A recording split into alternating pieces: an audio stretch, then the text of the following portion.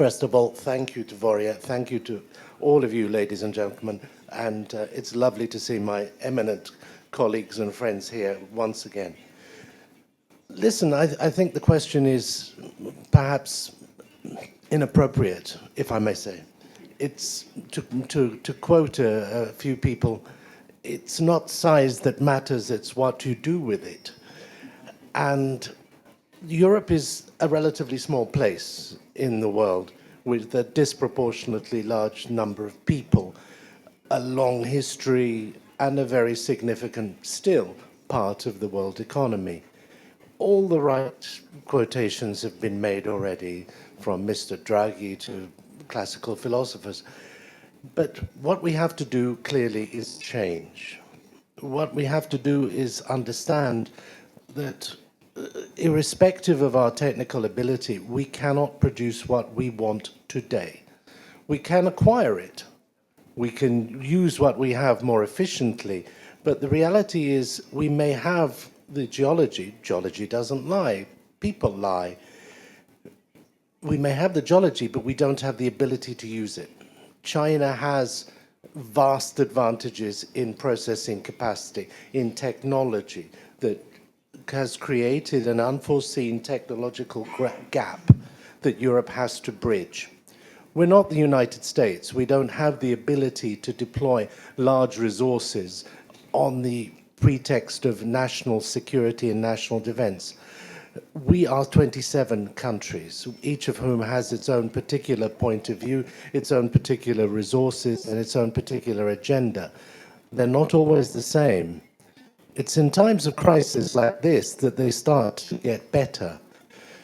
But to use another quotation from, I forget, it's an American quotation, don't bring a knife to a gunfight. We need to use the right weapons in the right way. We're not the United States. We can't deploy their resources. We're not China. We have standards they frankly pretend to have, but they have the critical mass that we only aspire to. What can we do? Trade. We need to work with like-minded economies. We need to use our technological advantages. We need to use the size of our market. Still there? Yes. Yeah, sorry, I'm getting feedback. We need to use the size of our market. There needs to be more reciprocity. There needs to be more reciprocity. Sorry, I'm having some sound issues. There needs to be more reciprocity. We need to say to the Chinese, essentially, if you want access to our market, we need something in return. We're not there yet. The Germans, for example, are very hesitant to do that. They are the great apostles of free trade. Unfortunately, as John Stuart Mill told us a long time ago, no country is independent of another in reality when it comes to trade. The fact is some people are better at it than others. And we're not as good as the Chinese. They've learned how to manipulate markets. They've learned how to manipulate assets. They've learned how to control production. We need reciprocity. We need to be able to act on our strengths. Our strength is the single market. We use trade. We work with like-minded countries. Australia, for example, the trade agreement's just been signed, with Canada, and with places like Greenland. I'm the director of a company working in Greenland with the objective of producing graphite. But, as my friend Stefanos has said, without money, we're not going anywhere. Our problem, the bottom line in terms of how we address this, is we have to pay for it. Europe has huge amounts of savings. That sounds strange, but by comparison to other parts of the world, the average European citizen has a significant amount of savings. This is not being deployed in investment. We have trillions of unused euros sitting in bank accounts, sitting in boxes, sitting under the bed, wherever you want to keep it's your business. We've got lots of very, very happy bankers in Europe and lots of people in governments who are not sleeping, because we do not have the means to address our problems, but we can do. If we look around the world and we look for good examples, I keep coming back to Japan. Japan is a country that has led the world in terms of innovation, industry, and to an extent in finance. But it's not endowed with a huge amount of mineral resources. So how have they done that? By an active, well-invested, well-resourced policy of strategic mineral development through the Japanese agency JOGMEC. JOGMEC has been given a budget in excess of about, as far as I know, about 3 billion euros a year, and other funds are available when necessary, in order to procure, promote, and secure mineral resources for Japan. It does that by working with the private sector and by working with other agencies in other countries. Europe needs its own JOGMEC. We need to work together. We need to deploy money and expertise. Expertise has been hemorrhaging, I repeat, hemorrhaging out of Europe. We have, I think our colleague from Thracian Gold rightly mentioned the faith that European citizens have in the opinion of universities and academia as opposed to politicians.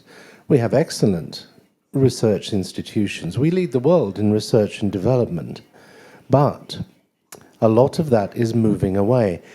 I'll give you a very simple example. If we look at the development of AI in Europe, we're way behind. We're completely reliant upon other people. But we have a few bright sparks. They're not particularly here in Greece or in many other countries, but if we look, for example, in Scandinavia, in the Nordic countries, we have a number of very successful developers there in various parts of the AI process. But they're leaving. Why are they leaving and where are they going? They're going to the United States, almost totally. And they're going there because they can raise money faster, they can develop their businesses faster, and they're being supported and lured by the American financial sector and by the American government. The same thing is happening in mineral resources. The same thing is happening in terms of our talent throughout. So we need to act quickly.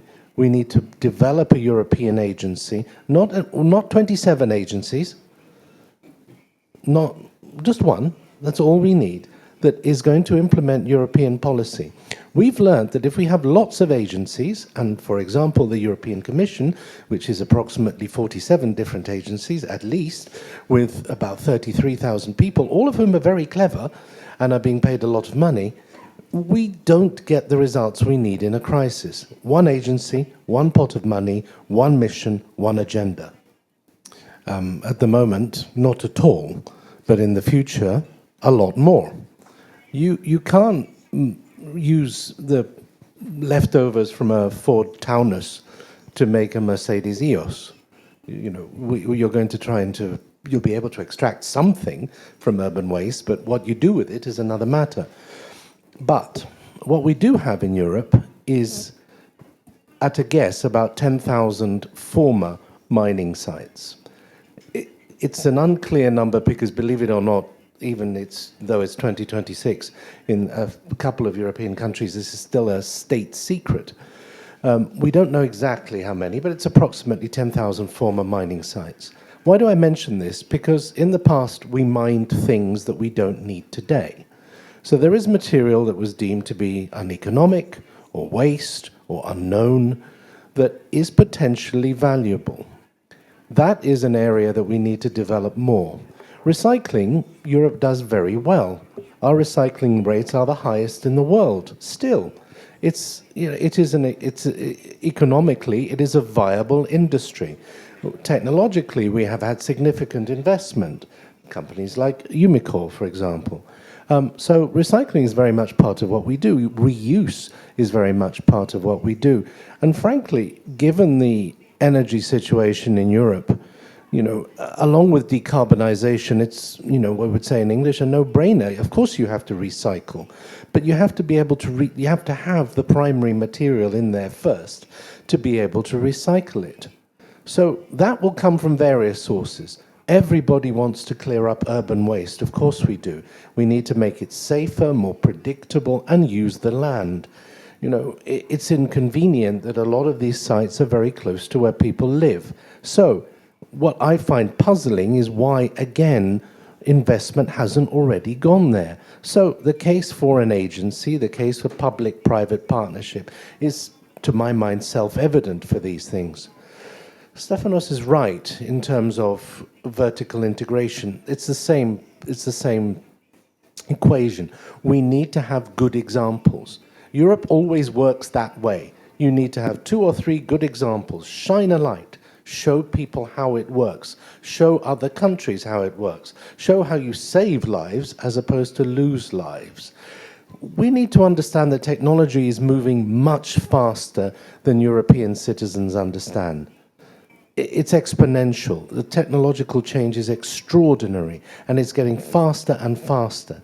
We can't just dwell on yesterday's problems. Yesterday's problems will still be there, but tomorrow's problems are even greater.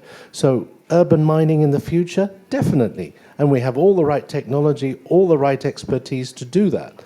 But primary mining will continue, and we will be mining things we don't even know we need yet.